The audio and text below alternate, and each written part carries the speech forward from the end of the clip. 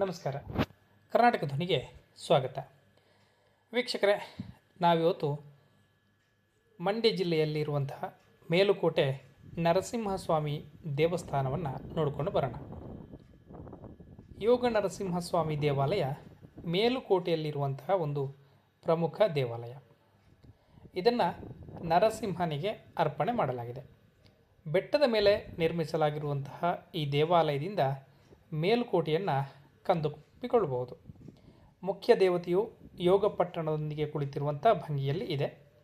ದೇವಾಲಯದಲ್ಲಿ ಹಿರಣ್ಯಕಶಿಪುವಿನ ಮಗ ಪ್ರಹ್ಲಾದನನ್ನು ಭಗವಾನ್ ಯೋಗ ನರಸಿಂಹ ವಿಗ್ರಹವನ್ನು ಸ್ಥಾಪಿಸಿದ್ದಾನೆ ಅಂತ ನಂಬಲಾಗಿದೆ.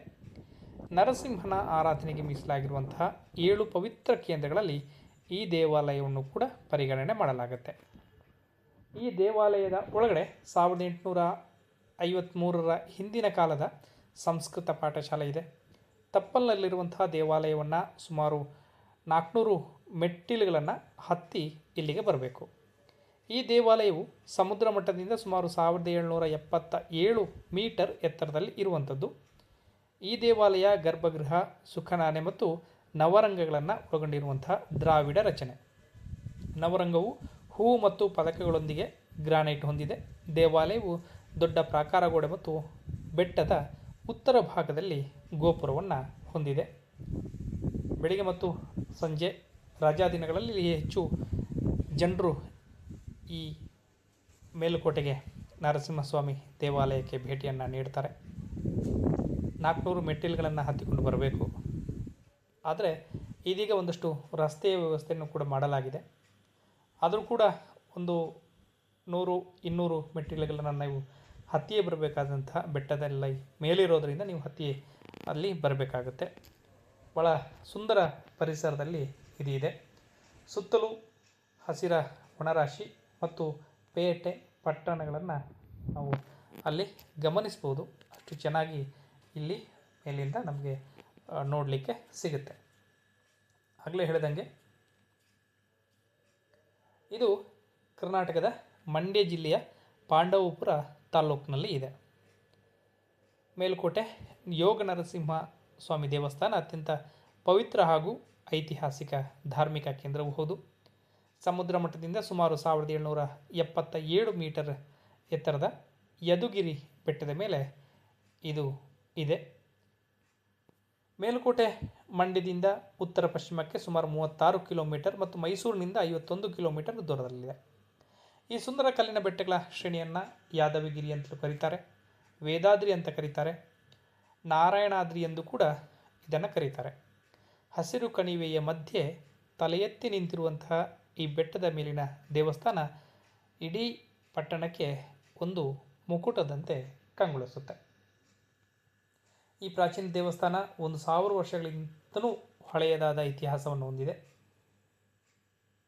ಇದನ್ನು ಹೊಯ್ಸಳ ಸಾಮ್ರಾಜ್ಯದ ಅವಧಿಯಲ್ಲಿ ನಿರ್ಮಿಸಲಾಗಿದೆ ಅಂಥೇಳಿ ಇತಿಹಾಸಕಾರರು ಗುರುತಿಸ್ತಾರೆ. ನಂತರದ ಒಂದಷ್ಟು ದಿನಗಳಲ್ಲಿ ಮೈಸೂರಿನ ಒಡೆಯರು, ವಿಜಯನಗರದ ಅರಸರು ಈ ದೇವಸ್ಥಾನದ ಅಭಿವೃದ್ಧಿಗೆ ಮತ್ತು ಪೂಜಾ ಕೈಂಕರ್ಯಗಳಿಗೆ ಅಪಾರ ಕೊಡುಗೆಯನ್ನು ಕೂಡ ನೀಡಿದ್ದಾರೆ. ಪೌರಾಣಿಕ ನಂಬಿಕೆಯ ಪ್ರಕಾರ ಹಿರಣ್ಯಕಶಿಪುವಿನ ಸಂಹಾರದ ನಂತರ ಭಕ್ತ ಪ್ರಹ್ಲಾದನು ತನ್ನ ತಂದೆಯ ಮರಣಕ್ಕೆ ನಾನೇ ಕಾರಣನೆಂದು ಮನಸ್ತಾಪದಿಂದ ಈ ಯದುಗಿರಿ ಬೆಟ್ಟಕ್ಕೆ ಬಂದು ತಪಸ್ಸನ್ನು ಮಾಡ್ತಾನೆ.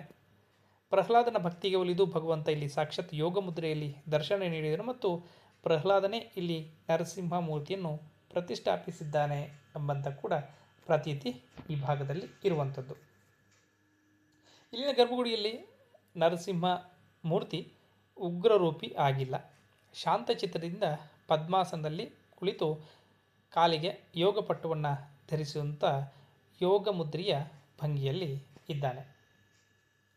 ಈ ದೇವಾಲಯ ದ್ರಾವಿಡ ಮತ್ತು ಹೊಯ್ಸಳ ವಾಸ್ತುಶಿಲ್ಪ ಶೈಲಿಗಳ ಸುಂದರ ಸಮ್ಮಿಲನ ಕೂಡ ಹೌದು. ಬೆಟ್ಟದ ಮೇಲಿರುವಂತಹ ಬೃಹತ್ ರಾಜಗೋಪುರ ಬಹಳ ದೂರದವರೆಗೂ ಭಕ್ತರಿಗೆ ಗೋಚರಿಸುತ್ತೆ. ಇಲ್ಲಿನ ಕಲ್ಲಿನ ಕಂಬ, ಗರ್ಭಗುಡಿಯ ಕೆತ್ತನೆ, ಪ್ರಾಕಾರದ ಗೋಡೆಗಳು ಅಂದಿನ ಕಾಲದ ಕುಶಲಕರ್ಮಿಗಳ ಅತ್ಯದ್ಭುತ ಕಲಾ ನೈಪುಣ್ಯತೆಗೆ ಸಾಕ್ಷಿಯಾಗಿವೆ. ಈ ಗೋಪುರವನ್ನು ನಿಮಗೆ ನೋಡಿದ್ರೇ ಗೊತ್ತಾಗುತ್ತೆ. ಬಹಳ ಹಳೆಯ ಕಾಲದ ಗೋಪುರ, ಈಗಲೂ ಕೂಡ ಗಟ್ಟಿಮುಟ್ಟಾಗಿರುವಂಥದ್ದು. ಆದರೆ ಕೆಲವೊಂದು ಕಡೆ ಅಲ್ಲಿ ಹೋಗುವಂಥ ದಾರಿಯಲ್ಲಿ ಗೋಡೆಗಳು ಒಂದಷ್ಟು ಬಿರುಕನ್ನು ಬಿಟ್ಟಿವೆ, ಇನ್ನೊಂದಷ್ಟು ಶಿಥಿಲಾವಸ್ಥೆಗೆ ತಲುಪಿದ್ದನ್ನು ಕೂಡ ನಾವು ಗಮನಿಸಬಹುದು. ಬೆಟ್ಟದ ತುದಿಯಲ್ಲಿ ಈ ದೇವಸ್ಥಾನ ಇದೆ. ಇಲ್ಲಿಗೆ ತಲುಪಲಿಕ್ಕೆ 400 ಕಲ್ಲಿನ ಮೆಟ್ಟಿಲುಗಳನ್ನು ತಾವು ಹತ್ತಬೇಕಾಗುತ್ತೆ. ಮೆಟ್ಟಿಲನ್ನು ಹತ್ತಲಿಕ್ಕೆ ಕಷ್ಟ ಆಗುವವರಿಗೆ, ಬೆಟ್ಟದ ಅರ್ಧ ಭಾಗವರೆಗೆ ಈಗ ಒಂದಷ್ಟು ವಾಹನದ ಸಂಚಾರ ವ್ಯವಸ್ಥೆಯು ಕೂಡ ಇದೆ. ಆದರೂ ಒಂದಷ್ಟು ಮೆಟ್ಟಿಲನ್ನು ತಾವು ಹತ್ತಿ ಹೋಗಬೇಕಾಗುತ್ತೆ, ಯಾಕಂದರೆ ಇದು ಬೆಟ್ಟದ ಮೇಲೆ ಇರುವಂಥದ್ದು. ಇದು ವೈಷ್ಣವರಿಗೆ ಅತ್ಯಂತ ಪವಿತ್ರವಾದ ಒಂದು ಸ್ಥಳ ಅಂತ ಅಂದರೆ ತಪ್ಪಾಗಲಿಕ್ಕಿಲ್ಲ. ಮೈಸೂರಿನ ಒಡೆಯರು ದೊರೆ ಮುಮ್ಮಡಿ ಕೃಷ್ಣರಾಜ ಒಡೆಯರವರು ಯೋಗ ನರಸಿಂಹಸ್ವಾಮಿಗೆ ಚಿನ್ನದ ಕಿರೀಟವನ್ನು ಕಾಣಿಕೆಯಾಗಿ ನೀಡಿದ್ದಾರೆ. ಅಲ್ಲದೆ ಇತಿಹಾಸದ ದಾಖಲೆಗಳ ಪ್ರಕಾರ ಟಿಪ್ಪು ಸುಲ್ತಾನ್ ಅವರಿಂದ ನೀಡಲ್ಪಟ್ಟಂತಹ ಬೃಹತ್ ನಗಾರೆ ಮತ್ತು ಮೈಸೂರು ಪರಕಾಲ ಮಠದಿಂದ ನೀಡಲಾದ ದೇವಸ್ಥಾನದ ದೊಡ್ಡ ಗಂಟೆಯನ್ನು ಇಂದಿಗೂ ಇಲ್ಲೂ ಕಾಣಲಿಕ್ಕೆ ಸಾಧ್ಯ ಆಗುತ್ತೆ. ಈ ಬೆಟ್ಟದ ತಪ್ಪಲಿನಲ್ಲಿ ಸುಂದರವಾದ ಮತ್ತು ವಿಶಾಲವಾದ ಮೇಲುಕೋಟೆ ಕಲ್ಯಾಣಿ ಇದೆ. ಇದರ ಜೊತೆಗೆ ಹತ್ತಿರದಲ್ಲೇ ಅಕ್ಕ ತಂಗಿ ಕೊಳವನ್ನು ನೀವು ನೋಡಬಹುದು. ಈ ಬೆಟ್ಟದ ಮೇಲಿಂದ ನೋಡಿದರೆ ಅದು ಕೂಡ ಕಾಣುತ್ತೆ. ಇಲ್ಲಿ ಹಲವಾರು ಸಿನಿಮಾ ಚಿತ್ರೀಕರಣ ಕೂಡ ನಡೆದಿದೆ. ಅದರ ಜೊತೆಗೆ ರಾಯಗೋಪುರ ಅದು ಕೂಡ ಪ್ರವಾಸಿಗರನ್ನು ಹೆಚ್ಚು ಆಕರ್ಷಣೆ ಮಾಡುವಂಥದ್ದು. ಬೆಟ್ಟದ ತುದಿಯಿಂದ ನೋಡಿದಾಗ ಇಡೀ ಮೇಲುಕೋಟೆ ಪಟ್ಟಣ ಹಾಗೆ ಕಾವೇರಿ ನದಿ ಕಣಿವೆಯ ವಿಹಂಗಮ ನೋಟ ಕಣ್ಣಿಗೆ ಕಾಣುತ್ತೆ. ದೇವಸ್ಥಾನ ಪ್ರತಿದಿನ ಸಾರ್ವಜನಿಕರ ದರ್ಶನಕ್ಕಾಗಿ ತೆರೆದಿರುತ್ತೆ. ಬೆಳಗ್ಗೆ 9:30ರಿಂದ ಮಧ್ಯಾಹ್ನ 1:30, ಸಂಜೆ 5:30ರಿಂದ ರಾತ್ರಿ 8ರವರೆಗೆ ಇಲ್ಲಿ ದರ್ಶನ ಆರಂಭ ಆಗುತ್ತೆ. ಸಂಜೆಯ ನಂತರ ಇಲ್ಲಿ ಒಂದಷ್ಟು ಬೆಳಕಿನ ವ್ಯವಸ್ಥೆಯನ್ನು ಮಾಡೋದರಿಂದ ಈ ಮೇಲುಕೋಟೆಯ ಯೋಗ ನರಸಿಂಹಸ್ವಾಮಿ ದೇವಸ್ಥಾನ ಬಹಳ ದೂರದವರೆಗೆ ಲೈಟಿಂಗ್ನಲ್ಲಿ ನಮಗೆ ಕಾಣುತ್ತೆ. ಇಲ್ಲಿ ಮುಖ್ಯವಾಗಿ ವೈರಮುಡಿ ಉತ್ಸವ ನಡೀತದೆ. ವಿಶೇಷ ಸಂದರ್ಭದಲ್ಲಿ ವಿಶೇಷ ಪೂಜೆ ಕೂಡ ಇಲ್ಲಿ ನಡೀತದೆ. ಲಕ್ಷಾಂತರ ಭಕ್ತರು ದೇಶದ ವಿವಿಧ ಮೂಲೆಗಳಿಂದ ಈ ಸ್ವಾಮಿಯ ದರ್ಶನವನ್ನು ಪಡೀತಾರೆ. ಇಲ್ಲಿ ಭಕ್ತರಿಗೆ ಸಾಂಪ್ರದಾಯಿಕವಾಗಿ ನೀಡಲಾಗುವಂಥ ಪುಳಿಯೋಗರೆ ಪ್ರಸಾದ ಅತ್ಯಂತ ರುಚಿಕರ ಮತ್ತು ಹೆಚ್ಚು ಪ್ರಸಿದ್ಧಿಯನ್ನು ಪಡೆದಿರುವಂಥದ್ದು. ಇನ್ನು ಮೇಲುಕೋಟೆಗೆ ಬರಲಿಕ್ಕೆ ರಸ್ತೆ ಮಾರ್ಗದ ಮೂಲಕ ಬೆಂಗಳೂರಿನಿಂದ ಸುಮಾರು 140 ಕಿಲೋಮೀಟರ್ ದೂರ ಇದೆ. ಮೈಸೂರಿನಿಂದ ಬರಬೇಕಿದೆ ಅಂದರೆ 51 ಕಿಲೋಮೀಟರ್ ದೂರದಲ್ಲಿ ಇದೆ. ಇಲ್ಲಿಗೆ ಸಮೀಪದ ರೈಲ್ವೆ ನಿಲ್ದಾಣ ಅಂತಂದರೆ ಅದು ಪಾಂಡವಪುರ, 28 ಕಿಲೋಮೀಟರ್ ಆಗುತ್ತೆ. ಬೆಂಗಳೂರು ಅಥವಾ ಮೈಸೂರಿನಿಂದ KSRTC ಬಸ್ಸುಗಳು ಬೇಕಾದಷ್ಟಿದೆ.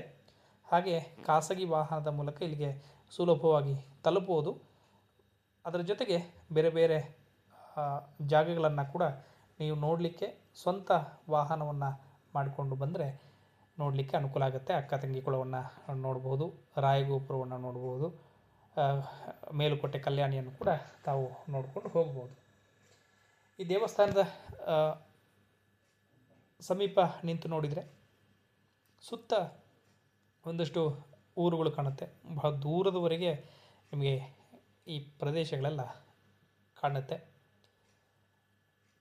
ಇದು ಈಗ ನೋಡ್ತಾ ಇರುವಂಥದ್ದು ಪುಷ್ಕರಿಣಿ, ಮೇಲುಕೋಟೆಯ ಕಲ್ಯಾಣಿ. ಈ ಬೆಟ್ಟದ ಮೇಲಿಂದ ನಮಗೆ ಈ ರೀತಿಯ ನೋಡಲಿಕ್ಕೆ ಸಿಗುತ್ತೆ. ಇದೆಲ್ಲವೂ ಕೂಡ ಪಾಂಡವಪುರ ತಾಲೂಕಿನಲ್ಲಿ ಬರುವಂಥದ್ದು. ಈ ಬೆಟ್ಟವನ್ನು ಹತ್ತಿದರೆ ಇಷ್ಟೆಲ್ಲವನ್ನು ನೋಡ್ಬೋದು. ಈಗ ನೀವು ನೋಡ್ತಾ ಇರುವಂಥದ್ದು ಬೆಟ್ಟದ ಮೇಲಿಂದ ನೋಡಿದಾಗ ಕೆಳಗಿನ ಪ್ರದೇಶಗಳು ಹೇಗೆ ಕಾಣುತ್ತೆ ಅನ್ನುವಂಥದ್ದನ್ನು ನೀವು ನೋಡಿಕೊಂಡು ಬರಬಹುದು.